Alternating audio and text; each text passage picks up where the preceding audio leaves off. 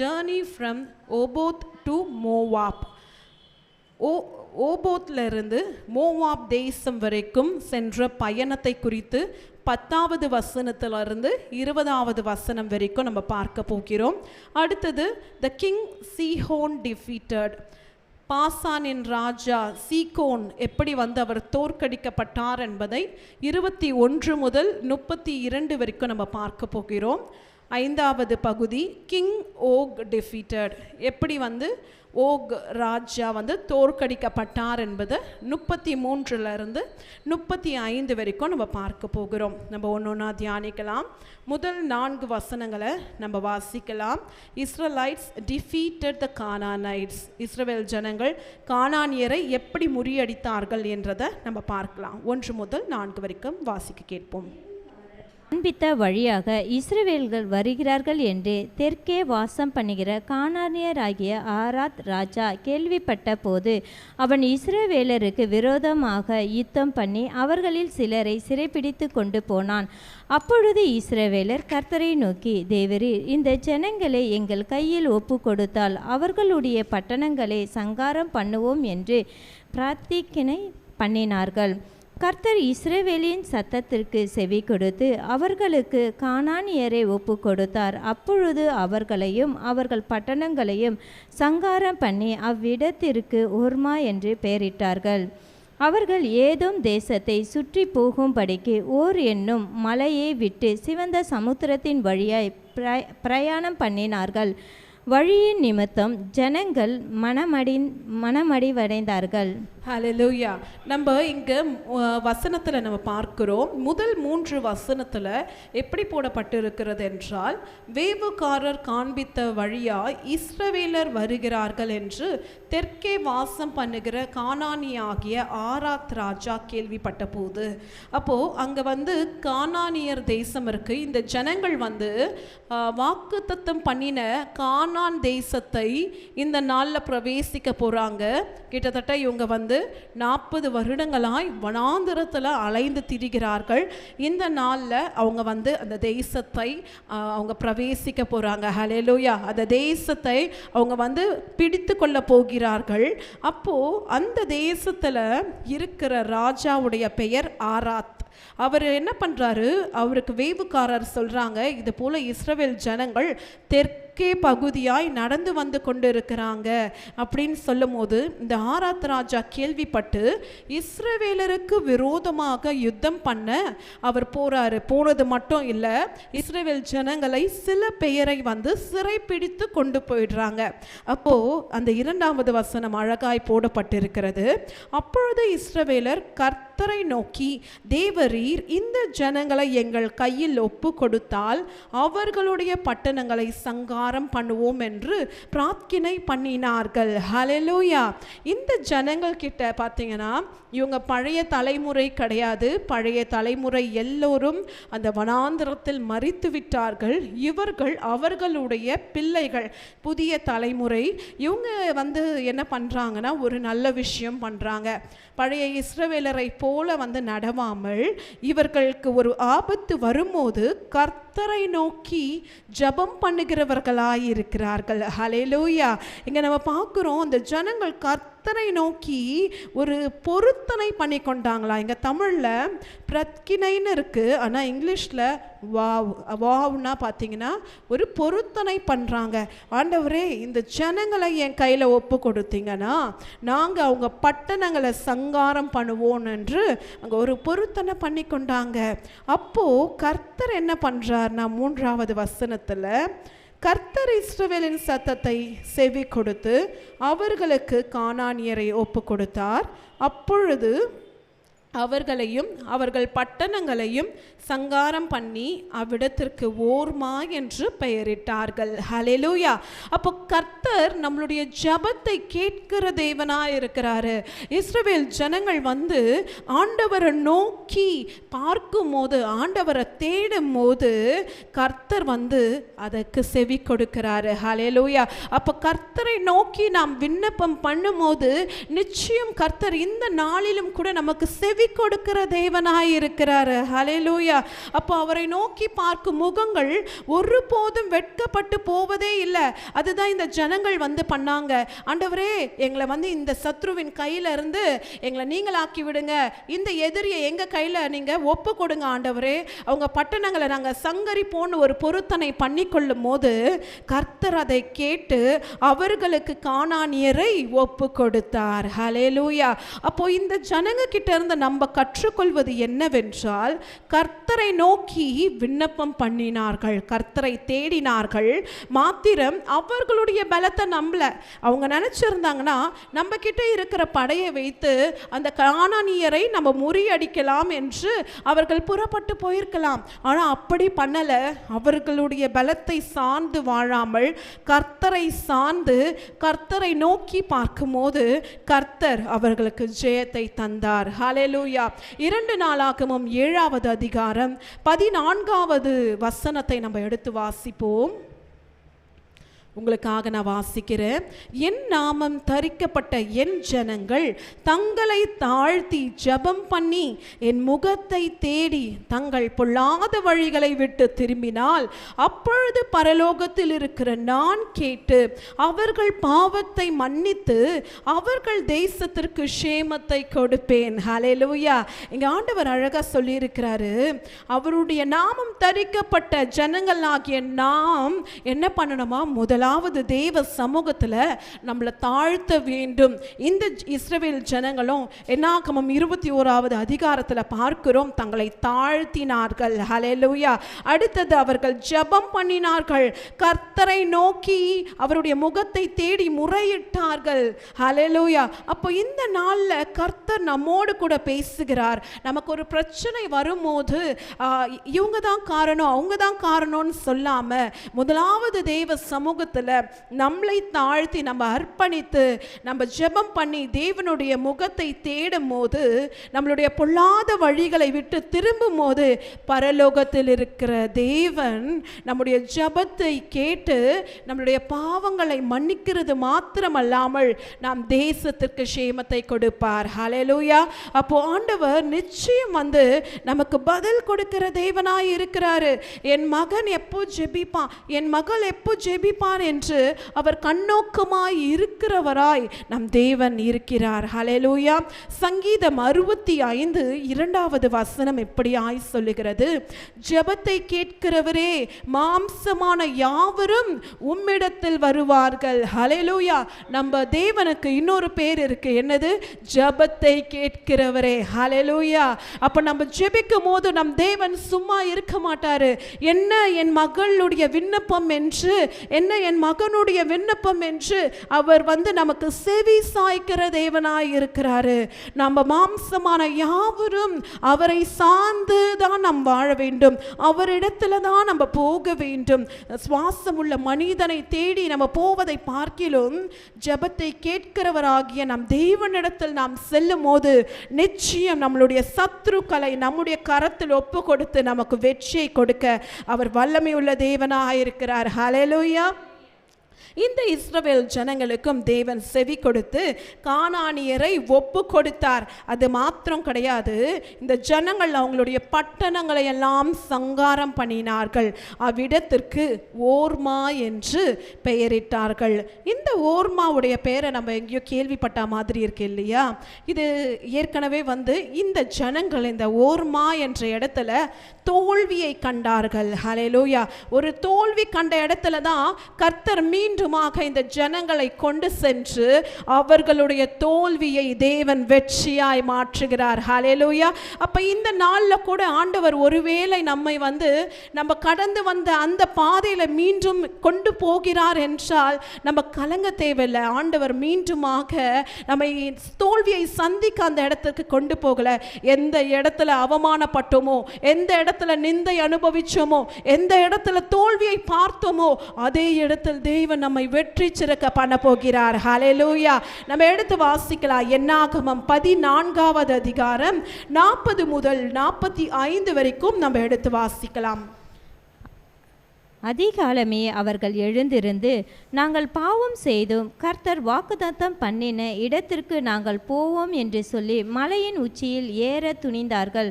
மோசே அவர்களை நோக்கி, நீங்கள் இப்படி கர்த்தரின் கட்டளையை மீறுகிறது என்ன?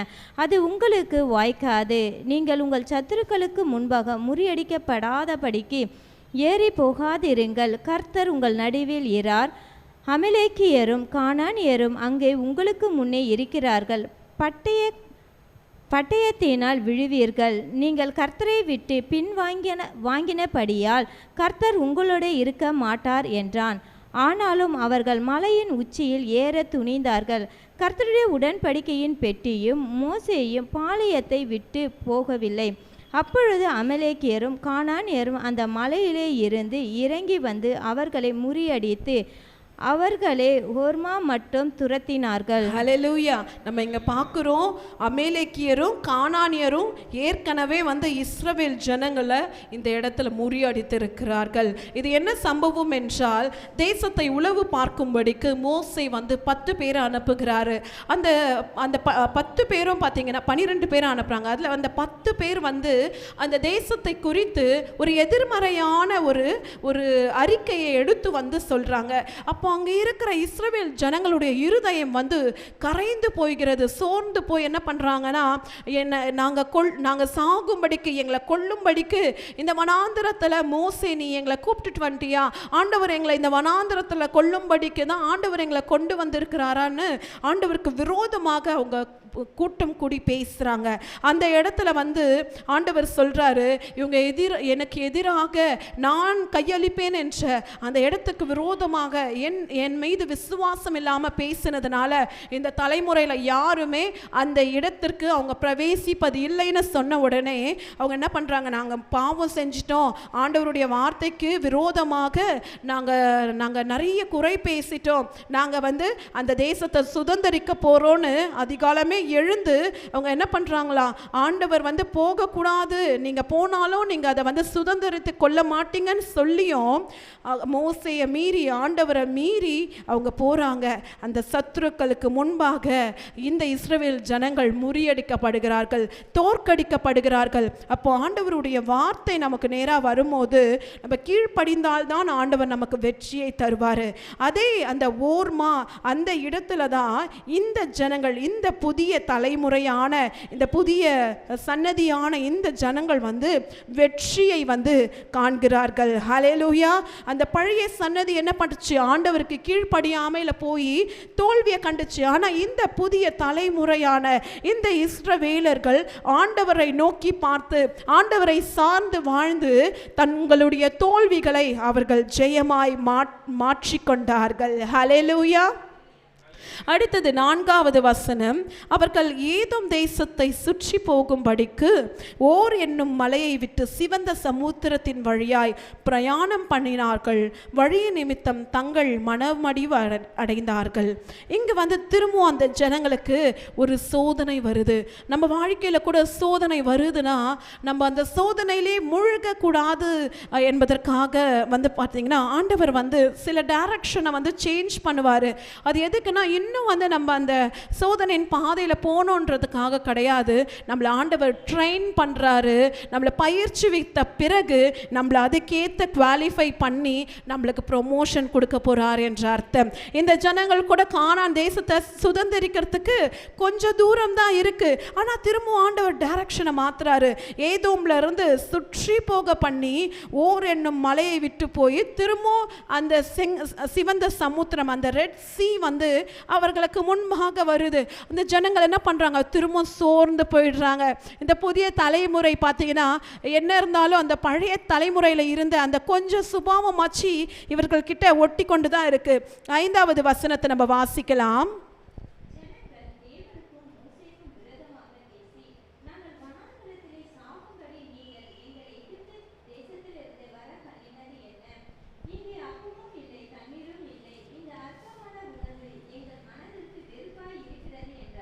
ஹalleluya. அப்போ இந்த இரண்டாவது பகுதிக்கு நான் ஒரு தலைப்பு கொடுத்திருந்தேன், the bronze serpent, வெண்கல சர்ப்பம். இது 4 to 9 வரைக்கும் இங்க நம்ம பார்க்கிறோம். இந்த ஜனங்களை வந்து மீண்டுமாக பயிற்சிக்கும்படிக்கு ஆண்டவர் வந்து பழைய திசைக்கு கொண்டு போகிறாரு.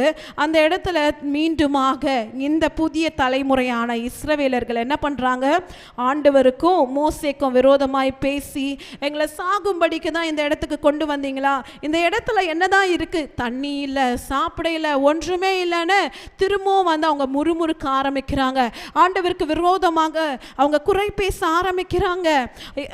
அந்த வனாந்திரத்தில் அவங்க உயிரோடு இருப்பதே பார்த்தீங்கன்னா ஒரு பெரிய கிருபை. அந்த இடத்துல வந்து ஒன்றுமே இல்லை என்றாலும் ஆண்டவர் தூதர்கள் உண்ணும் உணவாகிய மன்னாவை வந்து வர்ஷிக்க பண்றாரு. ஆனால் அந்த உணவை ஆண்டவர் வந்து கொடுப்பதனால இந்த ஜனங்கள் வந்து அதை அற்பமாய் எண்ணினார்கள். என்ன சொல்றாங்கன்னா, அவங்க மனதிற்கு அந்த உணவு வந்து வெறுப்பாய் மாறினதா. ஹல்லேலூயா. அந்த உணவை வந்து பார்த்தீங்கன்னா அற்பமாய் எண்ணி குறை பேசும் போது ஆண்டவருடைய கோபாக்கினை வருகிறது. 6வது வசனத்தை நம்ம வாசிக்கலாம்.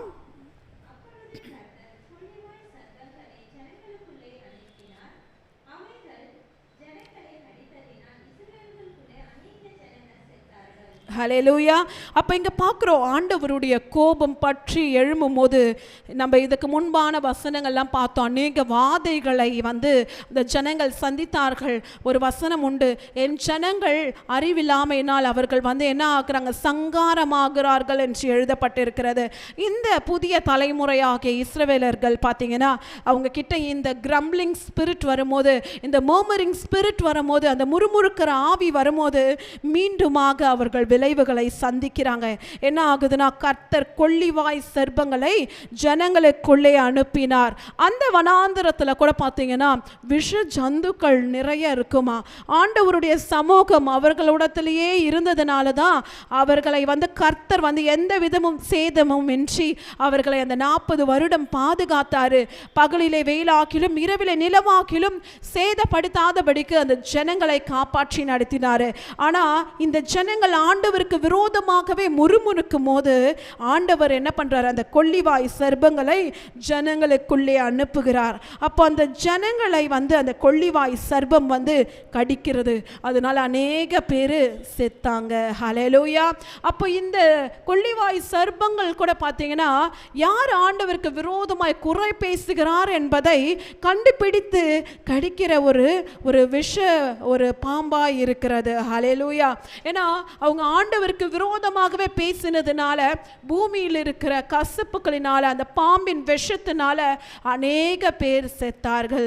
மீண்டுமாக 7 to 9 வரைக்கும் ஜனங்கள் மீண்டுமாக அவங்க மனம் திரும்பும் போது மோசே இடத்துல போய் நாங்கள் பாவம் செஞ்சிட்டோம், எங்களுக்காக நீ வந்து விண்ணப்பம் பண்ணு என்று அந்த ஜனங்கள் மோசே கெஞ்சி கேட்கும் போது மோசே அவர்களுக்காக விண்ணப்பம் பண்ணும் போது கர்த்தர் ஒரு வழியை காட்டுகிற நம்ம எடுத்து வாசிக்கலாம். 7 to 9.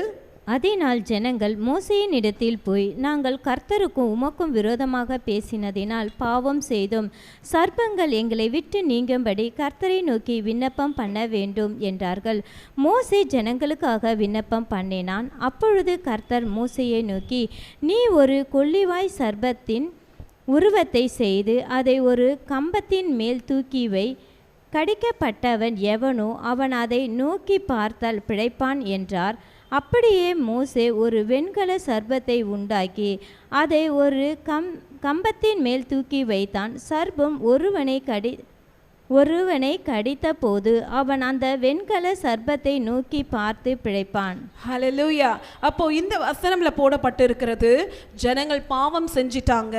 அவங்க வந்து மனம் திரும்பி மோசே கிட்ட போய் அவங்க வந்து ஜனங்கள் சொல்றாங்க, நாங்கள் உமக்கு விரோதமாக கர்த்தருக்கு விரோதமாக நாங்கள் பேசினதுனால நாங்கள் பாவம் செஞ்சிட்டோம், அதனால எனக்காக விண்ணப்பம் பண்ணுன்னு கேட்கும் போது கர்த்தர் மோசையை நோக்கி விண்ணப்பம் பண்ணுகிறான். அப்பொழுது கர்த்தர் என்ன சொல்றாரு, நீ ஒரு கொள்ளிவாய் சர்ப்பத்தின் உருவத்தை செய்து அதை ஒரு கம்பத்தின் மேல் தூக்கி வை, கடிக்கப்பட்டவன் எவனோ அவன் அதை நோக்கி பார்த்தால் பிழைப்பான். ஹல்லேலூயா. இந்த கான்செப்ட் நம்மளுக்கு கொஞ்சம் டிஃப்ரெண்ட்டாக இருக்கும். அது என்னது, பாம்பு கடிச்சிச்சு, ஆனால் உயிர் பெற வேண்டும் என்றால் அதே போல் வெண்கல சர்ப்பத்தை ஆண்டவர் செய்ய சொல்கிறாரு. ஒரு கம்பத்தில் தூக்கி அதை உயர்த்தி காட்டும் போது அதை பார்த்தவங்க பிழைப்பாங்களா? இது எப்படி சாத்தியம் என்று ஆண்டவர் செய்ய சொன்னதை குறித்து நம்மளுக்கு ஒரு கேள்வி உண்டாகலாம். இந்த கொள்ளிவாய் சர்ப்பம் என்றது மனுஷனுடைய கையினால் செய்யப்பட்ட ஒரு சாதாரண ஒரு சர்ப்பம் தான். அது அதுக்கு உயிர் கிடையாது.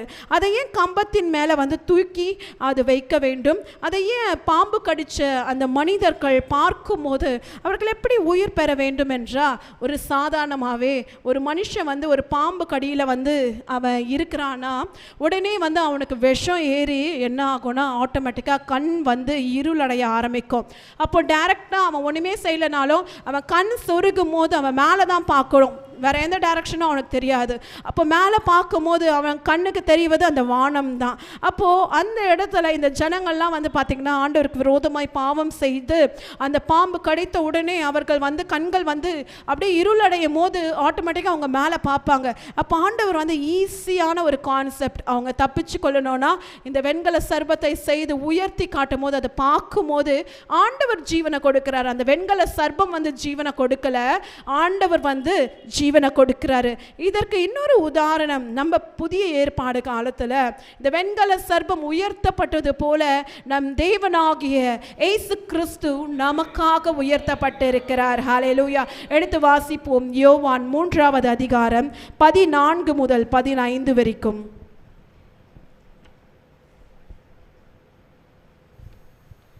சர்ப்பமானது மோசையினால் வனாந்தரத்திலே உயர்த்தப்பட்டது போல மனுஷகுமாரனும் தன்னை விசுவாசிக்கிறவன் எவனோ அவன் கெட்டு போகாமல் நித்திய ஜீவனை அடையும்படிக்கு உயர்த்தப்பட வேண்டும்.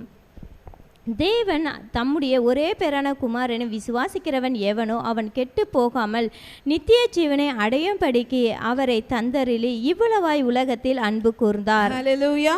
அப்போ நம்ம எங்க பார்க்கிறோம், வெண்கல சர்ப்பமானது என்னாச்சு, மோசேயினால அந்த வனாந்திரத்தில் உயர்த்தப்பட்டு காண்பித்தது போல இங்கு மனுஷகுமாரனாகிய நம்முடைய இரட்சகர் இயேசு கிறிஸ்துவானவரும் அவர் உயர்த்தப்பட வேண்டும். ஹல்லேலூயா. அப்போதான் நம்மளுடைய பாவங்களுக்காக நாம் நம்ம ஆண்டவரை நோக்கி பார்க்கும் போது அவருடைய இரத்தத்தினால் நம்ம சுத்திகரிக்கும் போது அவர் உயர்த்தப்பட்டது நிமித்தம் தான் நம்ம நித்திய ஜீவனை நாம் அடைந்தோம். ஹல்லேலூயா. அப்போ ஆண்டவரை விசுவாசித்து நாம் கர்த்தர் நமக்காக மரித்தார் என்ற நிச்சயம் நம்ம இருதயத்தில் உண்டாகும் போது, நம்ம ஞானஸ்தானம் எடுக்கப்பட்டு நம்ம அவரை சார்ந்து வாழும் போது நித்திய ஜீவனை நாம் அடைவோம். ஹல்லேலூயா. அப்போ நமக்குள்ள என்ன ஒரு நிச்சயம் இருக்க வேண்டும் என்றால், இந்த வெண்கல சர்ப்பமானது எப்படி வனாந்திரத்தில் உயர்த்தப்பட்டதோ அதே போல ஆண்டவராகிய இயேசு கிறிஸ்து நமக்காக சிலுவையில் உயர்த்தப்பட்டு இருக்கிறார். ஹல்லேலூயா. நம்ம கெட்டு போக கூடாது என்பதற்காக, நித்திய ஜீவனை கொடுக்க வேண்டும் என்பதற்காக தேவன் தம்முடைய ஒரே பேரான குமாரனை நமக்காக தந்தருளி இவ்வளவாய் அன்பு கூர்ந்தார். ஹல்லேலூயா. ஆனால் இந்த இஸ்ரவேல் ஜனங்கள் என்ன பண்ணாங்கன்னா, நாளடைவில் இந்த வெண்கல சர்ப்பத்தையே பார்த்தீங்கன்னா ஒரு ஐடல் வர்ஷிப்பாக மாற்றி விக்கிரக ஆராதனையா மாற்றி அதை வணங்க ஆரம்பிச்சிட்டாங்க. ஹல்லேலூயா. நம்ம எடுத்து வாசிக்கலாம். 2 ராஜாக்கள் 18:4 வசனத்தை வாசிப்போம்.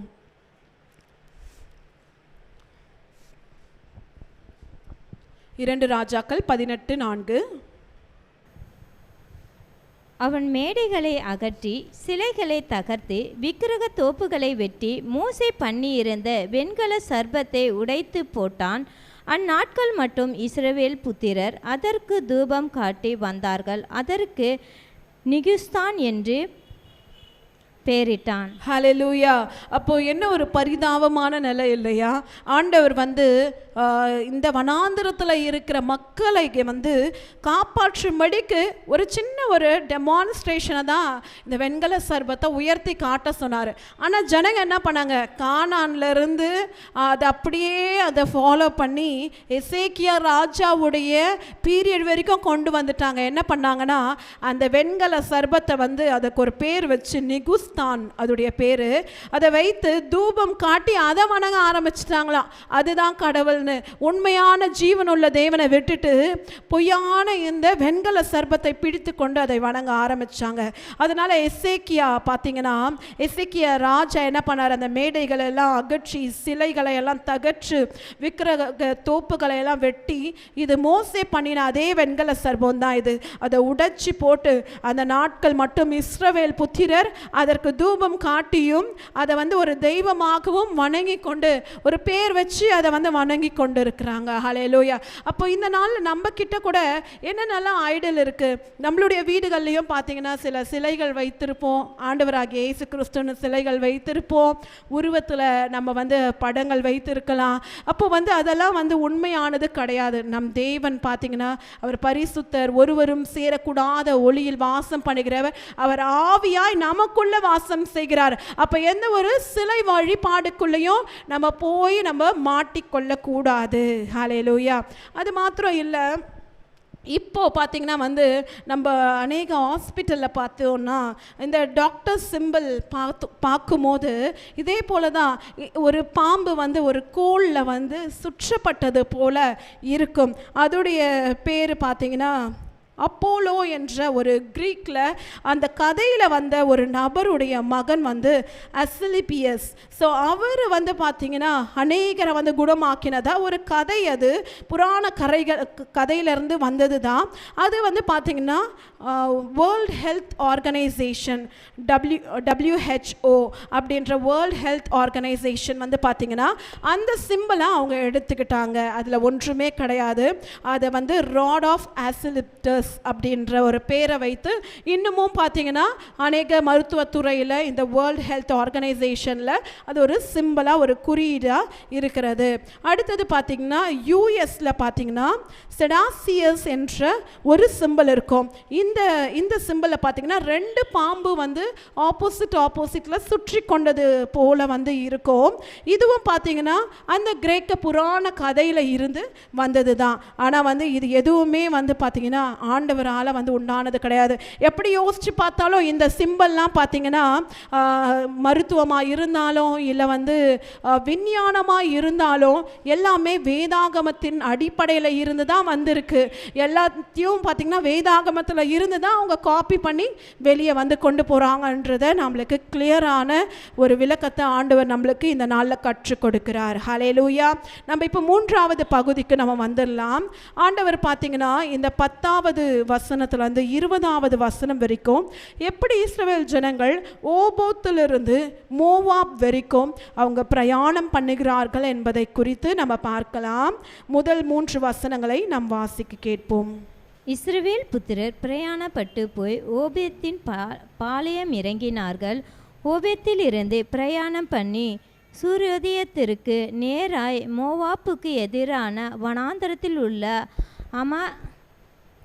ஹபாரிமின் மேடுகளில் பாளையம் இறங்கினார்கள். அங்கே இருந்து பிரயாணப்பட்டு போய் சாரேத் பள்ளத்தாக்கிலே பாளையம் இறங்கினார்கள்.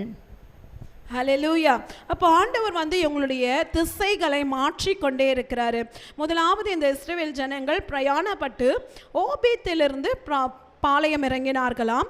ஓபியத்திலிருந்து பிரயாணம் பண்ணி சூரியோதயத்திற்கு நேராக மோவாபுக்கு எதிரான வனாந்திரத்தில் உள்ள அபரீம் மேடுகளில் பாளையம் இறங்கினார்கள்.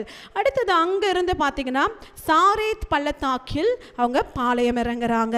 அங்கிருந்து புறப்பட்டு எமோரியரின் எல்லையிலிருந்து வருகிறதும் வனாந்திரத்தில் ஓடுகிறதுமான அர்னோன் ஆற்றுக்கு இருபுறமும் பாளையம் இறங்கினார்கள். அந்த அர்னோன் மோவாபுக்கு எமோரியருக்கும் நடுவே இருக்கிற மோவாபின் எல்லையாய் இருக்கிறது. அடுத்தது பார்த்தீங்கன்னா தொடர்ந்து வாசிச்சோன்னா சூப்பாவில் இருக்கிற வாக்கீப்புக்கும் அர்னோனின் ஆற்றுகளுக்கும் ஆர் என்னும் ஸ்தலத்தில் பாயும் நீரோடைக்கும் மோவாபின் எல்லை சார்ந்திருக்கும் என்னும் வசனம் கர்த்தருடைய யுத்த புஸ்தகத்தில் எழுதியிருக்கிறது. அப்போ இந்த பேரை ஆண்டவர் யுத்த புஸ்தகம்னு ஒன்று வைத்திருக்கிறாரு. இந்த ஆர் என்ற பெயர் அதில் குறிப்பிடப்பட்டிருக்கிறது. அப்போ இந்த இடத்துக்கு ஆண்டவர் எதுக்கு ஜனங்கள் கொண்டு வரார்னா அங்கதான் ஆண்டவர் சொல்லியிருக்கிறாரு, இந்த ஜனங்களுக்கு நான் தண்ணீரை கொடுப்பேன். ஹல்லேலூயா. அப்போ அங்கே இருக்கிற பேயோருக்கு போனார்கள். ஜனங்களை கூடி வர செய், அவர்களுக்கு தண்ணீர் கொடுப்பேன் என்று கர்த்தர் மோசேக்கு சொன்ன ஊற்று இருக்கிற இடம் இதுதான். ஹல்லேலூயா. இந்த நாளிலும் கூட நம்முடைய ஆண்டவராகிய இயேசு கிறிஸ்து நமக்கு ஜீவ தண்ணீரை கொடுக்கிறார். ஹல்லேலூயா. அவரே நம்முடைய ஜீவ தண்ணீராய் இருக்கிறாரு. நம்மளுடைய ஆத்தும தாகத்தை எப்படி தீர்த்து கொள்ள முடியும் என்றால், நம் ஜீவ தண்ணீராகிய ஆண்டவராகிய இயேசு கிறிஸ்துவை நாம் வாஞ்சித்து அவருடைய அபிஷேகத்தை பெறும்போது நாம் நிச்சயம் இந்த ஜீவ தண்ணீரை நம்மளுடைய ஆத்துமாவுக்கு நம்ம வார்ப்பிக்க முடியும். ஹல்லேலூயா. இங்கு கர்த்தர் என்ன பண்றாருன்னா மோசேக்கு சொல்றாரு, அந்த ஜனங்களை இங்க கூடி வர செய், நான் அவர்களுக்கு தண்ணீரை கொடுப்பேன். அப்போ அந்த ஜனங்கள் என்ன பண்றாங்களா, பாடல்கள் பாடி தேவனை துதிக்கிறார்களாம். 17 நம்ம வாசிக்கலாம். அப்பொழுது இஸ்ரவேலர் பாடின பாட்டாவது, ஊற்று தண்ணீரே பொங்கி வா, அதை குறித்து பாடுவோம் வாருங்கள். ஹல்லேலூயா. அப்போ ஜனங்கள் ஊற்று தண்ணீரே பொங்கி வா, அதை குறித்து பாடுவோம் வாருங்கள். அப்போது நம்மளுடைய ஃபாதர் அவர் கூட பார்த்தீங்கன்னா வெர்க்கமன் செய்யா அவர் பாடல் பாடியிருப்பார். ஊற்று தண்ணீரே ஜீவ ஆவியே தேவ நதியே நெல் பொங்கி பொங்கி வா. ஹல்லேலூயா. அப்போது ஊற்று தண்ணீர் நம்ம கிட்டேருந்து புறப்பட வேண்டும் என்றால் நம் பரிசுத்த ஆவியானவரை நாம் எப்போதும் வாஞ்சித்து கொண்டே இருக்கும் போது ஆண்டவர் நிச்சயம் நமக்கு இந்த ஊற்று தண்ணீர் இல்லை இந்த ஜீவ தண்ணீரை கர்த்தர் நமக்கு கொடுப்பார். ஹல்லேலூயா. இந்த ஜனங்கள் பார்த்தீங்கன்னா இதே போல ஒரு பாடலை யாத்ராகமம் 15வது அதிகாரத்தை வாசிக்கும் போது பாடியிருப்பாங்க. எப்படின்னா, அந்த செங்கடலை தேவன் 2ஆய் பிளக்கும் போது மீரியாம் என்ன பண்ணுவாங்க, தம்பூரத்தை எடுத்துக்கொண்டு ஆண்டவர் தன்னுடைய சத்துருக்களை சிதறடித்தார் என்று அவங்க ஆண்டவரை மகிமைப்படுத்தி மகிழ்ந்து பாடியிருப்பாங்க. அதே தான் இப்போ 40 வருடம் இப்போ கானானுக்குள்ள பிரவேசிக்க போறாங்க. மீண்டுமாக 40 வருடங்கள் கழித்து இந்த புதிய தலைமுறையாகிய இஸ்ரவேலர்கள் இந்த பாடலை பாடுறாங்க. ஹல்லேலூயா. அப்போ தேவனை நாம் அவரை பாடி நாம் அவரை மகிமைப்படுத்த வேண்டும். எல்லா சூழ்நிலையிலையும் நம்ம அவரை மகிமைப்படுத்தும் போது நிச்சயம் தேவனுடைய பிரசன்னத்தை நம்ம உணர முடியும். தேவன் நம்ம துதிக்கும் போது அவர் நம்ம மத்தியில் இறங்கி வருவார். ஹல்லேலூயா. நம்ம எடுத்து வாசிக்கலாம். 18-19 வாசிக்கலாம். நியாய பிரமாணிகன் ஏவுதலால் அதிபதிகள் கிணற்றை தோண்டினார்கள். ஜனத்தில் மேன்மக்கள் தங்கள் தண்டாயுதங்களை கொண்டு தோண்டினார்கள் என்று பாடினார்கள். அந்த வனாந்தரத்திலிருந்து மாத்தாவுக்கும் மாத்தானிலிருந்து நாகாலியலுக்கும் நாகாலியலிலிருந்து பாமோத்துக்கும் பள்ளத்தாக்கில் உள்ள மோவாப்பின் வெளியில் இருக்கிற பாமோத்திலிருந்து எஸ்போனை நோக்கும் பிஸ்காவின் உச்சிக்கும் போனார்கள். ஹல்லேலூயா. ஆண்டவர் எத்தனை டைரக்ஷன் அவங்கள மாற்றி மாற்றி கொண்டு போகிறதுக்கு காரணம், இந்த புதிய தலைமுறையை கர்த்தர் காப்பாற்ற வேண்டும். அவர்களை பயிற்சி வித்து இன்னும் பெஸ்ட்டாக அவங்கள அந்த கானான் தேசத்துக்கு கொண்டு போக வேண்டும் என்று ஆண்டவர் திசைகளை மாற்றிக்கொண்டே இருக்கிறாரு. இதிலிருந்து நம்ம கற்றுக்கொள்ள வேண்டியது, நம்ம ஏற்கனவே சொன்னது போல் ஆண்டவர் நம்மளுடைய டைரக்ஷனை மாற்றுறாருன்னா நம்ம சோர்ந்து போக தேவையில்லை. ஆண்டவர் நம்மளை ட்ரெயின் அப் பண்ணி என்ன பண்ணுவாங்க, ஒரு கம்பெனியில் கூட ஒரு எம்ப்ளாயி வேலை செய்கிறாங்கன்னா அவங்களுக்கு ஸ்பெஷல் ட்ரைனிங் கொடுக்குறாங்க அப்படின்னா அவங்களுக்கு ஒரு ப்ரொமோஷன் கிடைக்க போகுது, அடுத்த லெவலுக்கு அவங்க போக போகிறாங்க என்பது அர்த்தம். அப்போ இந்த ஜனங்களை கூட டைரக்ஷனை மாற்றி கொண்டு போகிறாரு. மீண்டுமாக பார்த்தீங்கன்னா புதிய தேசத்துக்குள்ளே, கானான் தேசத்துக்குள்ளே அவங்க போய் இப்போ சுதந்திரித்து கொள்ள போகிறாங்க. அதற்கு தேவன் அவர்களை ஆயத்த பண்ணி தகுதிப்படுத்துகிறார். ஹல்லேலூயா. அப்போ 4வது பகுதிக்குள்ளாக நம்ம கடந்து போகலாம். 21 to 32 வரைக்கும் எப்படி சீகோன், பாசானின் ராஜாவாகிய சீகோன் எப்படி முறியடிக்கப்பட்டார் என்பதை குறித்து நம்ம பார்க்கலாம். 21-22 எடுத்து வாசிக்கலாம். அப்பொழுது இஸ்ரவேலர் எமோரியரின் ராஜாவாகிய சீகோனிடத்து ஸ்தானாதிபதிகளை அனுப்பி, உமது தேசத்தின் வழியாய் கடந்து போகும்படி உத்தரவு கொடுக்க வேண்டும். நாங்கள் வயல்களிலும் திராட்சை தோட்டங்களிலும் போகாமலும் திறவுகளின் தண்ணீரை குடியாமலும் உமது எல்லையே கடந்து போகும் மட்டும் ராஜா பாதையில் நடந்து போவோம் என்று சொல்ல சொன்னார்கள். ஹalleluya. அப்போ இஸ்ரவேலர் என்ன பண்றாங்க, எமோரியரின் ராஜாவாகிய சீகோன் இடத்துல ஆட்களை அனுப்பி இது போல உங்க தேசத்தின் வழியா நாங்க கடந்து போவதற்கு எங்களுக்கு நீங்க உத்தரவு மாத்திரம் கொடுங்க, நாங்க உங்க வயல்ல வெளிகிற எந்த பொருளையும் நாங்க எடுத்துக்கொள்ள மாட்டோம், நாங்க திராட்சை தோட்டத்தின் வழியாவும் நாங்க போக மாட்டோம், உங்க கிணற்றுல வருகிற துறவுல வருகிற தண்ணீரை நாங்க குடிக்க மாட்டோம், நாங்க வந்து எதுவுமே டிஸ்டர்ப் பண்ணாமல் நாங்கள் உங்கள் வழியாக மாத்திரம் நாங்கள் கடந்து போயிடுறோன்னு அவங்க வந்து ஒரு ரெக்வஸ்ட் வைக்கிறாங்க. ஆனால் இந்த சீகோன் ராஜா எப்படி ரியாக்ட் பண்ணுறாங்கன்னா 23 நம்ம வாசிக்கலாம். சீகோன் தன் எல்லை வழியாய் கடந்து போக இஸ்ரவேலருக்கு உத்தரவு கொடாமல் தன் ஜனங்கள் எல்லோரையும் கூடிக்கொண்டு இஸ்ரவேலருக்கு விரோதமாக வனாந்திரத்திலே புறப்பட்டு யாகாசுக்கு வந்து இஸ்ரவேலரோடு யுத்தம் பண்ணினான். ஹல்லேலூயா. ஆனால் அந்த சீகோன் ராஜாவுடைய இருதயத்தை ஆண்டவர் கடினப்படுத்துகிறார். எப்படி பார்வோனுடைய இருதயத்தை ஆண்டவர் கடினப்படுத்தினாரோ அப்படி இந்த சீகோன் ராஜாவுடைய இருதயத்தை கடினப்படுத்துகிறார். காரணம் என்னவென்றால் தேவன் அந்த இடம் இது வந்து பார்த்தீங்கன்னா கானானுடைய ஒரு பகுதி. இது தேவன் தன்னுடைய ஜனங்களுக்கு தர நிர்ணயம் பண்ணிவிட்டார். ஹல்லேலூயா.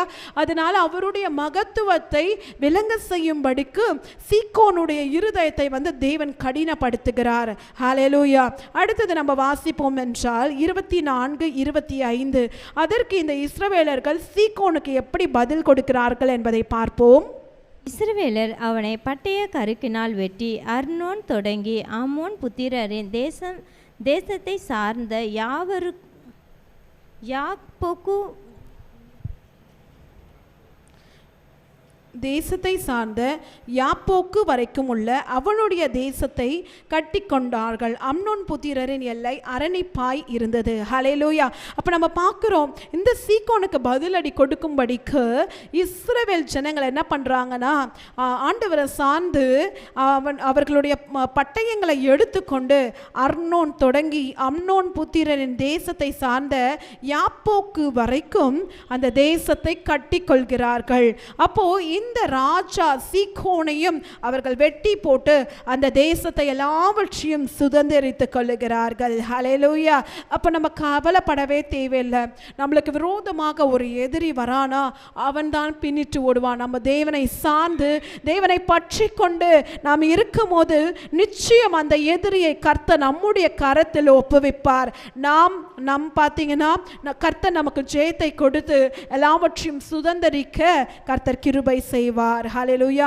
25 பார்க்கிறோம். இஸ்ரவேலர்கள் அந்த பட்டணங்கள் யாவையும் பிடித்து எஸ்போனிலும் உள்ள அதை சார்ந்த எல்லா கிராமங்களிலும் எமோரியருடைய எல்லா பட்டணங்களிலும் குடியிருந்தார்கள். ஹல்லேலூயா.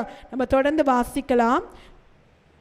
26 நம்ம 32 வரைக்கும் நம்ம வாசிப்போம். எஸ்போனானது எமோரியரின் ராஜாவாகிய சீகோனின் பட்டணமாயிருந்தது. அவன் மோவாபியரின் முந்தின ராஜாவுக்கு விரோதமாக யுத்தம் பண்ணி அர்னோன் வரைக்கும் இருந்த அவன் தேசத்தை எல்லாம் அவன் கையிலிருந்து பறித்து கொண்டான். அதனால்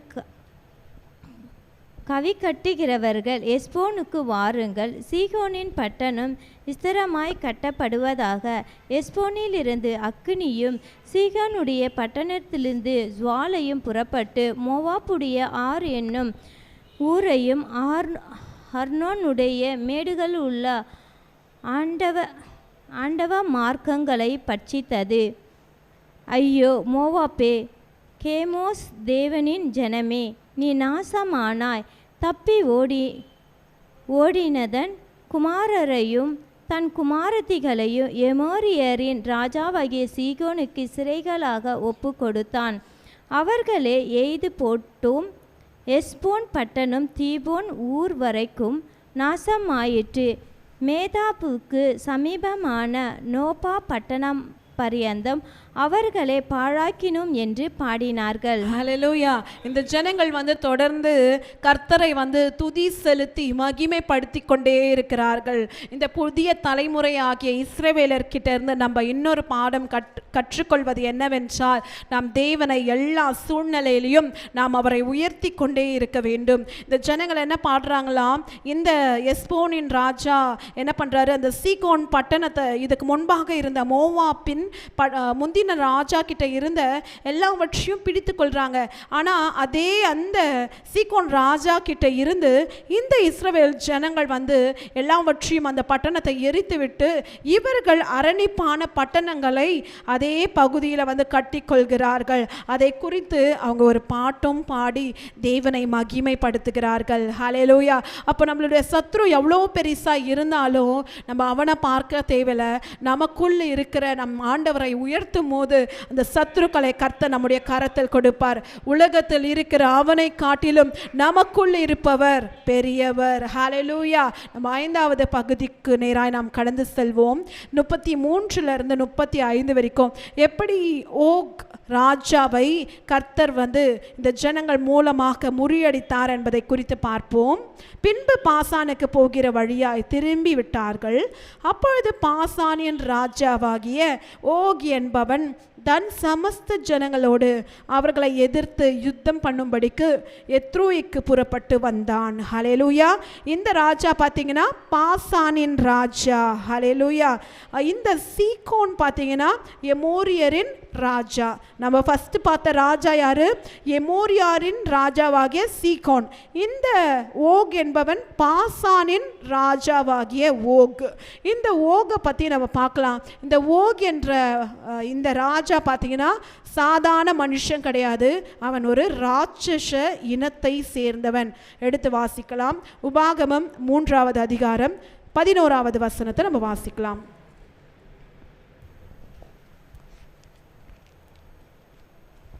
பாகீருக்கும் கீலியாத்தை கொடுத்தேன். மேலும் உபாகமம் 3:11 மீந்தி இருந்த ராட்சசரில் பாசானின் ராஜாவாகிய ஓகி என்பவன் மாத்திரம் தப்பியிருந்தான். இரும்பினார் செய்யப்பட்ட அவனுடைய கட்டில் மனிதனுடைய கை முழத்தின்படி 9 முழ நீளமும் 4 முழ அகலமாயிருந்தது. அது அம்னோன் புத்திரருடைய ரப்பா பட்டணத்தில் இருக்கிறதல்லவா. ஹல்லேலூயா. அப்போ ஏற்கனவே பார்த்தீங்கன்னா கொஞ்சம் ராட்சச இனம் வந்து அழிஞ்சு விட்டுச்சு. அதில் தப்பி இருந்த ராட்சசரின் அந்த இனத்திலிருந்து வந்தவன் தான் இந்த பாசானின் ராஜாவாகிய ஓக். இந்த ராஜா பார்த்தீங்கன்னா அவன் இருந்த கட்டில், அவன் அந்த கட்டலுடைய அளவு போடப்பட்டிருக்கிறது மனித கையின் முழத்தின்படி 9 முழ நீளமும். ஹல்லேலூயா. அப்போ 9 முழ நீளம்னா அப்போ அது எவ்வளோ பெரிய கட்டிலாக இருக்கும் இல்லையா? அடுத்தது 4 முழ அகலமாக இருந்துச்சான். அப்போ அந்த மனுஷன் எப்படிப்பட்ட ஒரு உயரத்தை உடைய மனிதனா, இல்லை அவனுடைய தோற்றம் எப்படிப்பட்ட ஒரு கம்பீரமாய் காணப்பட்டு இருக்கும். அப்போ அந்த மனிதனை, அந்த ராஜாவை பார்த்த உடனே இந்த ஜனங்கள்லாம் பயந்துருப்பாங்க. ஏற்கனவே வந்து அந்த 10 பேர் பார்த்தீங்கன்னா மோசே வந்து வேவு பார்க்கும்படி அனுப்பும் போது மோசே கிட்ட வந்து சொன்னாங்க இல்லையா, அங்கே ராட்சசங்கள்லாம் இருக்கிறாங்க. அந்த ராஜா தான் இந்த ஓக். அங்கே வந்து பார்த்தீங்கன்னா அரணிப்பான பட்டணங்கள்லாம் இருக்குது. அவங்க பார்வையில் நம்ம வெட்டுக்கிளிகளை போல இருப்போம். மீண்டுமாக இந்த ஜனங்கள் அந்த பாசானின் ராஜாவாகிய ஓகை பார்த்த உடனே ஒரு பயம் வந்திருக்கும். ஐயோ, இந்த மனுஷ பிறவியில் இருக்கிற இந்த ராட்சசன் என்ன இவ்வளோ உயரமாக இருக்கான். அப்போது நம்மலாம் வந்து அவனுடைய பார்வையில் ஒன்றுமே கிடையாது, வெட்டுக்கிளியை போல தான் இருக்கும் அப்படின்ற ஒரு பயம் வந்திருக்கும். ஆனாலும் கர்த்தர் 34வது வசனத்தில் கர்த்தரே ஜனங்களை ஊக்குவிக்கிறார். ஹல்லேலூயா. எடுத்து வாசிக்கலாம். 34. கர்த்தர் மோசேயை நோக்கி, அவனுக்கு பயப்பட வேண்டாம். அவனையும் அவன் ஜனங்கள் எல்லோரையும் அவன் தேசத்தை உன் கையில் ஒப்பு கொடுத்தேன். எஸ்போனில வாசமாயிருந்த எமோரியரின் ராஜாவாகிய சீகோனுக்கு நீ செய்தபடியே இவனுக்கும் செய்வாய் என்றார். ஹல்லேலூயா. அப்போ கர்த்தர் வந்து மீண்டுமாக ஊக்குவிக்கிறார். மோசேயை பார்த்து என்ன சொல்றாரு?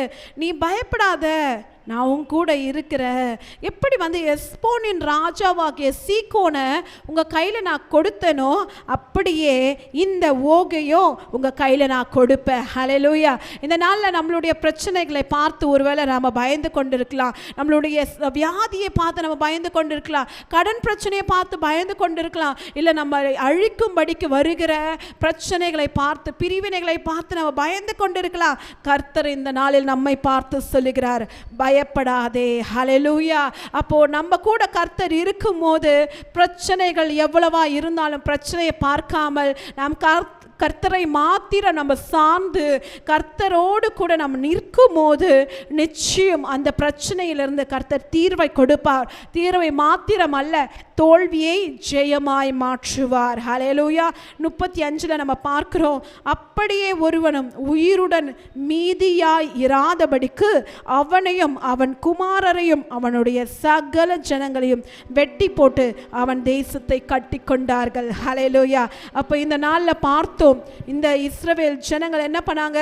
கர்த்தரை நோக்கி ஜெபித்தார்கள், கர்த்தரை சார்ந்து நின்றார்கள். அதனால கர்த்தர் எந்த இடத்துல அவமானப்பட்டார்களோ, எந்த இடத்துல ஏற்கனவே அவர்கள் தோல்வியை கண்டார்களோ, கர்த்தர் அந்த இடத்துல ஜெயத்தை கொடுத்தார். அப்ப இந்த நாளிலும் கூட நாம் கர்த்தரை சார்ந்து நிற்கும் போது, நாம் கர்த்தரை தேடி நாம் ஜெபிக்கும் போது நிச்சயம் கர்த்தர் நம்மளுடைய தோல்விகளையும் அவர் வெற்றியாய் மாற்றுவார். இப்பொழுதும் கூட நாம் எழுந்து நின்று நாம் தேவனை ஆராதிப்போம். நம்மளுடைய தோல்விகளை கர்த்தர் நிச்சயம் ஜெயமாய் மாற்றி நம்மை வெற்றி சிறங்க செய்வார். ஹல்லேலூயா.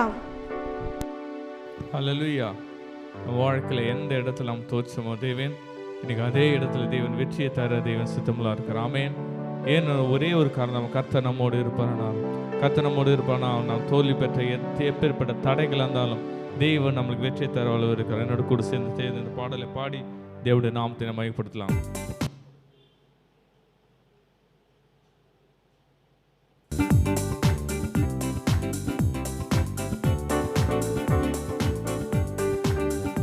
எண்ணி எண்ணி துதி செய்வாய், என்னடங்காத கிருபைகட்காய் என்றும் தாங்கும் தம்புயமே, இன்ப இயேசுவின் நாமமே, என்றும் தாங்கும் தம்புயமே, இன்ப இயேசுவின் நாமமே. என்னை எண்ணி துதி செய்வாய், என்னடங்காத கிருபைகட்காய் என்றும் தாங்கும் தம்புயமே, இன்ப இயேசுவின் நாமமே, என்றும் தாங்கும் தம்புயமே, இன்ப இயேசுவின் நாமமே. என்னை எண்ணி துதி செய்வாய். உன்னை நோக்கும் எதிரியின் கண்ணின் முன்னே பதறாதே, உன்னை நோக்கும் எதிரியின் கண்ணின் முன்னே பதறாதே, கண்மணி போல் காக்கும் கரங்களில் உன்னை மூடி மறைப்பாரே, கண்மணி போல் காக்கும் கரங்களில் உன்னை மூடி மறைப்பாரே. எண்ணி எண்ணி துதி செய்வாய், என்னடங்காத கிருபைகட்காய் என்றும் தாங்கும் தம்புயமே, இன்ப இயேசுவின் நாமமே.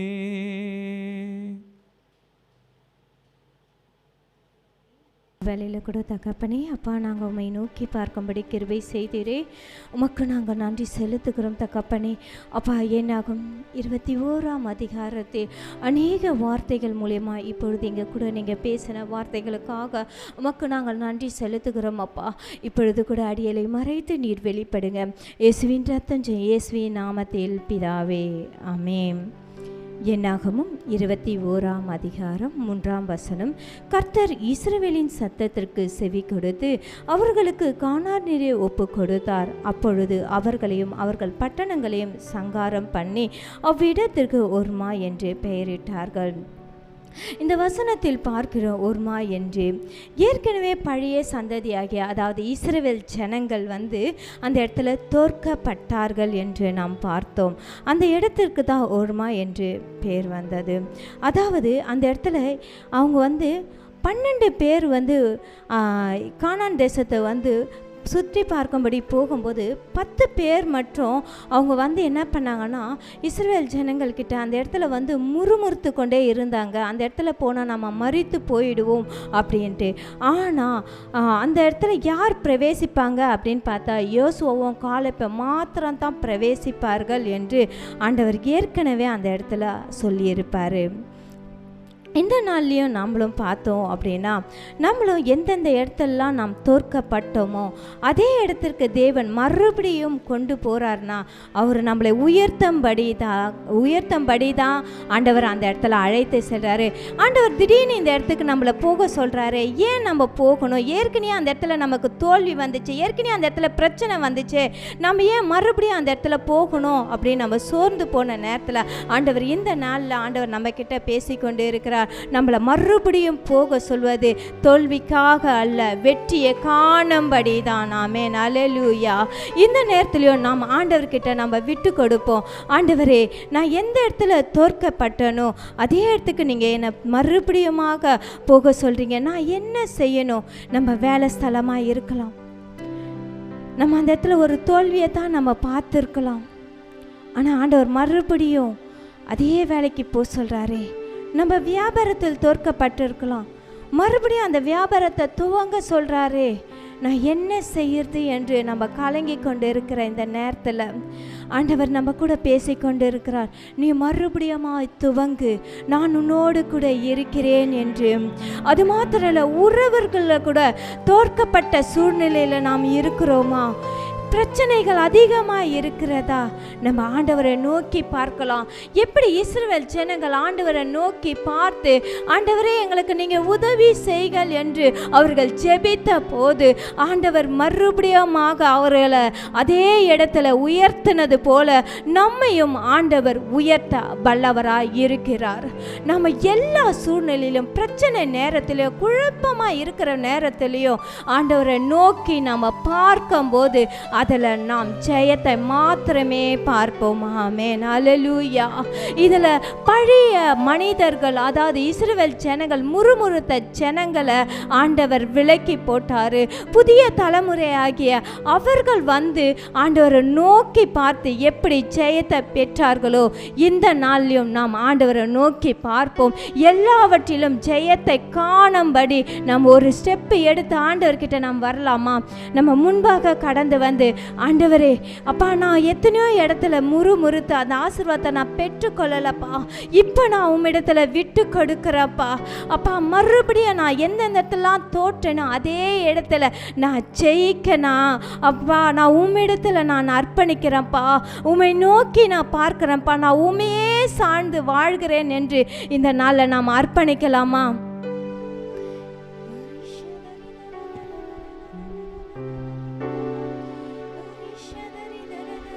ஜெய கிறிஸ்து முன் செல்கிறார், ஜெயமாக நடத்திடுவார். ஜெய கிறிஸ்து முன் செல்கிறார், ஜெயமாக நடத்திடுவார். ஜெய கீதங்கள் நாம் பாடி ஜெய கொடியும் ஏற்றிடுவோம்.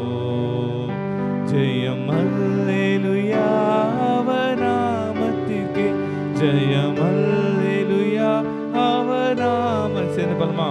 ஜெய கிறிஸ்து முன் செல்கிறார், ஜெயமாக நடத்திடுவார். ஜெய கிறிஸ்து முன் செல்கிறார், ஜெயமாக நடத்திடுவார். ஜெய கீதங்கள் நாம் பாடி ஜெய கொடியும் ஏற்றிடுவோம். ஜெயம் அல்லேலூயா அவர் நாமத்துக்கு, ஜெயம் அல்லேலூயா அவர் நாமத்திற்கு. Shadari dara dara dara dara dara ba shadari gara bara bara bara ba ori shadari dara ba shadari dara ba kara bara bara bara bara bara bara ba ori shadari dara ba shadari dara dara dara dara ba shadari gara bara bara ba ori dara dara ba ba ba ba ba ba ba ba ba ba ba ba ba ba ba ba ba ba ba ori shadari dara dara dara dara ba ba ba ba ba ba ba தலை நிமிர்த்த பறக்கிறவர்கள் நன்றி அப்பா.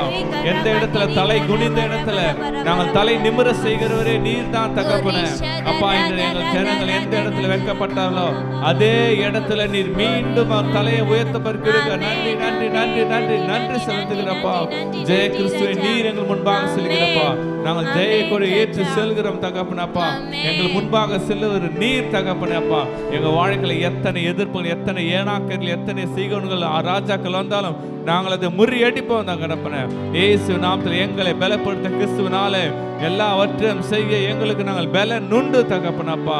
எங்களுக்கு முன்பாக நீர் செல்வதால் நாங்கள் தோல்வியில்லை தகப்பனே. எங்க வாழ்க்கையில் நாங்கள் ஜெயத்தை எடுப்போம் தகப்பனே. எங்க வாழ்க்கையில் நாங்கள் ஜெயமுள்ளவர்களாய் மாறுவோம் தகப்பனே. நாங்கள் வாலிபத்தை தகப்பனே எல்லா காரியங்களையும் ஜெயித்து உமக்கென்று நாங்கள் வீரர்களாய் எழும்பி நாங்கள் நிற்போம் தகப்பனப்பா. நான் தகப்பனே, இந்த நாள் காலையில உங்க பிரசனை வெளிப்படுத்துக்கா நன்றி. எங்களை நீ பலப்படுத்தி கிருபைக்கா நன்றி நன்றி நன்றி நன்றி நன்றி நன்றி நன்றி நன்றி நன்றி நன்றி நன்றி நன்றி நன்றி செலுத்துகிறப்பா. இந்த மாறாத உங்க பிரசனை கொடுட்டும், மாறாத தயவு கொடுட்டும். நீர் எங்களை ஆளுக செய்ய ஜெயிக்கு ஆண்டு ஜெயத்தின் ஆவியானவரே, நாங்கள் ஜெயம் கொண்டவர்களாக நீர் வெற்றி தரவுக்கு நன்றி செலுத்துகிறப்பா. உண்மைக்கே எங்களை உம்முடைய பாதத்தில் அர்ப்பணிக்கிறோம் தகவலை. நீர் எங்களை வழி நடத்த, நீர் பலப்படுத்த பெரிய காரணம் செய்ய இயேசு நல்ல பிதாவே, ஆமென். ஹல்லேலூயா ஹல்லேலூயா ஹல்லேலூயா.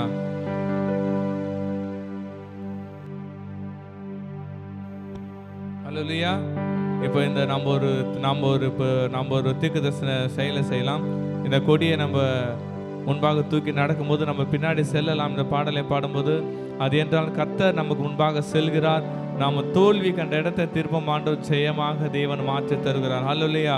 நம்ம இந்த பாடலை பாடும்போது நம்மளும் கூட சேர்ந்து பாடல் பாடி தேவனுடைய நாமத்தை மேம்படுத்தலாம். ஹல்லேலூயா. இயேசு ராஜா முன்னே செல்கிறார், ஓசன்னா கீதம் பாடுவோம், வேகம் சென்றிடுவோம். ஓசன்னா எல்லாரும் அந்த பின்னாடி போயிட்டு வந்துடலாம். ஜெயமே ஓசன்னா ஜெயமே ஓசன்னா ஜெயம் நமக்கே, ஓசன்னா ஜெயம் நமக்கே. இயேசு ராஜா முன்னே செல்கிறார், ஓசன்னா கீதம் பாடுவோம். நம்ம கரலை தட்டி ஆண்டவர் நன்றி சொல்லமா. நன்றி நன்றி நன்றி நன்றி நன்றி நன்றி தகப்பனே. நாங்கள் ஜெயக்குழுவாய் மாறிட்ட தகப்பனே. நாங்கள் முற்றிலும் ஜெயக்குழுவாய் மாறிட்ட தகப்பனே. எல்லா துதியும் கனமும் மகிமையும் எங்கள் ஆண்டவர் ஒருவருக்கே மகிமை உண்டாகட்ட ராஜா. நீர் மகிமை பெருந்த தகப்பனே. சேனைகளின் தேவன் நீர் வெற்றி சிறந்த தேவன் தகப்பனே. சேனைகளின் தேவன் நீர் வெற்றி சிறக்கிற தேவனப்பா.